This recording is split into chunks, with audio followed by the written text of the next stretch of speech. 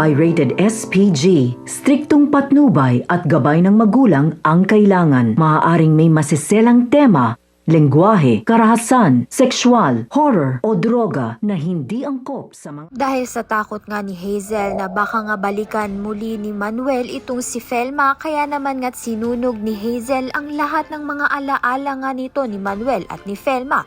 Kaya naman nga't nang makita nga ito ni Manuel ay galit na galit nga siyang hinarap itong si Hazel. At dito na nga'y binuhos niya na nga lahat ng galit niya kay Hazel. At sinabi pa nga niyang mahirap ngang mahalin itong si Hazel. Sinubukan naman nga talaga ni Manuel na mahalin itong si Hazel. Subalit dahil sa ugali nga ito ay hindi nga masikmura nito ni Manuel. Mabuti na nga lang ay hindi nga nagmana itong si Jessica sa ina niyang si Hazel.